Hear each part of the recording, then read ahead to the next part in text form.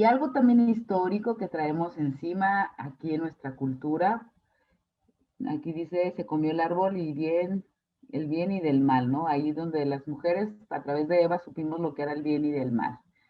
Y bueno, Eva es una representante histórica para nuestra cultura, incluso para nuestra religión, ¿no? Quienes son católicas y quienes no, bueno, pues tendrán otras, pero en sí es muy interesante también la cuestión religiosa porque ahí podemos ver, les voy a dejar una tarea y un tip, pero en la Biblia, en varias Biblias antiguas, existía un personaje que se llamaba Lilith. Aquí no se los puse, pero Lilith era una mujer muy sobresaliente, muy destacada en la Biblia, pero conforme fue pasando el tiempo, la transformaron en una demonia porque era muy similar a Adán, ¿no? Hacía cosas muy parecidas a las de Adán y en nuestra Biblia actual termina siendo como una demonia. Ahí se las voy a dejar para que quien quiera investigar quién fue Lilith, fue una mujer muy sobresaliente, pero conforme ha pasado el tiempo se ha transformado la historia y la historia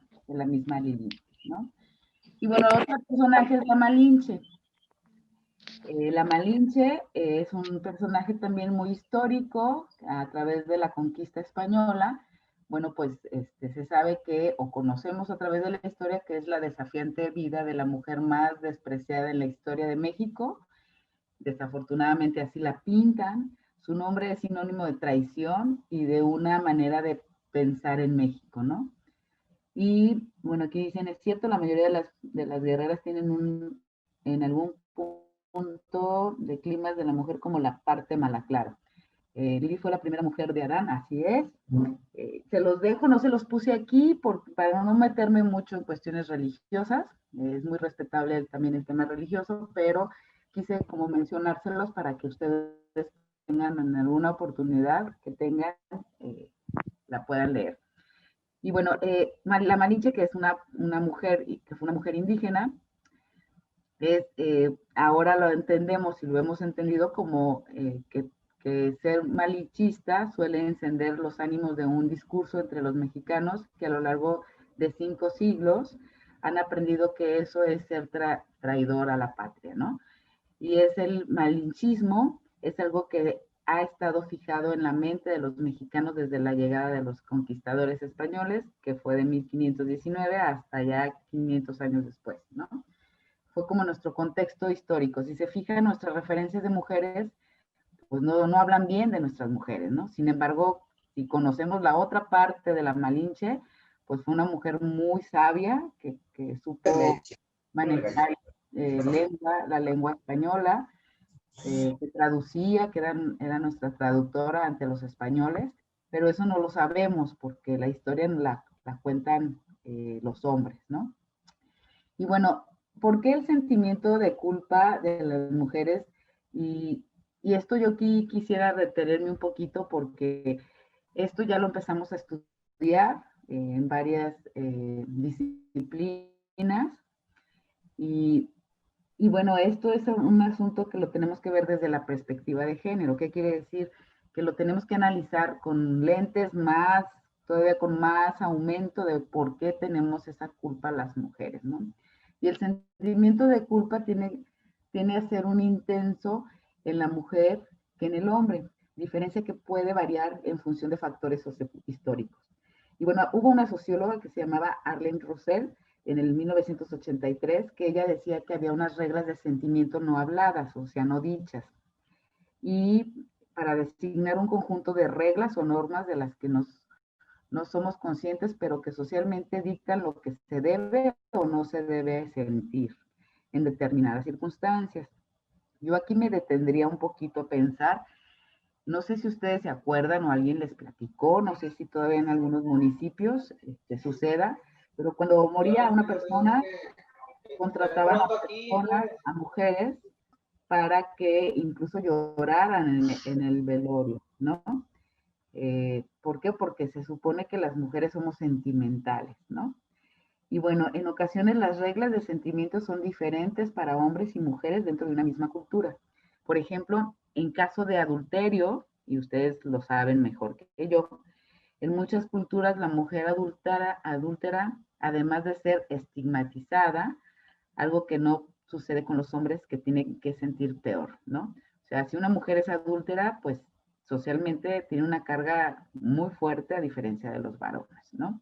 Y esto lo vemos incluso si son mujeres divorciadas, no es lo mismo, el mismo concepto que tenemos con los hombres divorciados, por ejemplo. Si es una mujer viuda, pues tiene que tener a veces, incluso en los municipios o pueblos muy lejanos, las mujeres siempre, a veces andan siempre de negro, ¿no? Nunca se visten de otro color. Sin embargo, para los hombres, pues termina siendo distinto el sentido y la connotación social, ¿no? Y bueno, estas reglas afectan también a la forma, ay, perdón, es que ya me cambiaron la diapositiva. Existe de efecto ciertas reglas implícitas y reglas no escritas en las que se dice que las mujeres deben sentir más tenemos que sentirnos más culpables que los hombres si se ausentan del hogar, por ejemplo, ¿no? Lo que nos compartía Valeria hace un momento. Estaría interesante saber qué sentimiento de culpa tendría la pareja de Valeria o su esposo respecto a sus hijos, por ejemplo, ¿no? O a veces que nosotros nos sentimos mal porque no hemos visto a nuestros padres, o no hacemos alguna actividad de cuidado hacia el otro o hacia la otra, preguntar a si otras personas, otros hombres sienten lo mismo que nosotros, ¿no? Y bueno, estas actividades terminan siendo como muy marcadas, que las mujeres sí tendríamos que hacerlo, no está por dudarlo, pero sin embargo para los varones es algo que incluso lo aplaudimos. Si un hombre es buen marido, buen padre, lo aplaudimos, pero a las mujeres es como algo que lo tenemos que hacer, ¿no? Y bueno, para compartir actividades con sus amistades también, ya que es un tiempo que le roban a la atención y el cuidado de los hijos, ¿no? Si tenemos una reunión con las amigas, bueno, pues a veces no lo pensamos porque entonces con quién vamos a dejar a los hijos, a las hijas, etcétera, ¿no? Bueno, estas reglas afectan también a la forma en que los padres y madres se dirigen a los hijos e hijas cuando intentan de corregir una determinada conducta. Y aquí también yo me detendría. ¿Cómo educamos a nuestras hijas e hijos cuando, si somos mamás? Aquí le tenemos una responsabilidad más del cuidado, ¿no? Cuidas a tus hermanos, a tus hermanas, te encargas de esto, etcétera, ¿no?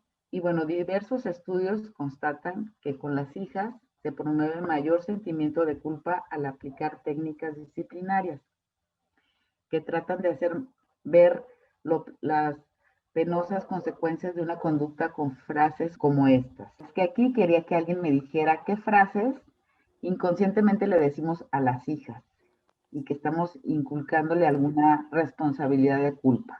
Es tu hermano mayor, exacto. O sea, los hermanos mayores a veces, aunque sean mayores que las mujeres, el servir al hermano o al padre en actividades como servirle la comida, plancharle la ropa, lavarles, hacer el aseo, etcétera, ¿no? O sea, todas estas cualidades que a veces les inculcamos a las hijas o incluso nos lo inculcaron a nosotras, ¿no?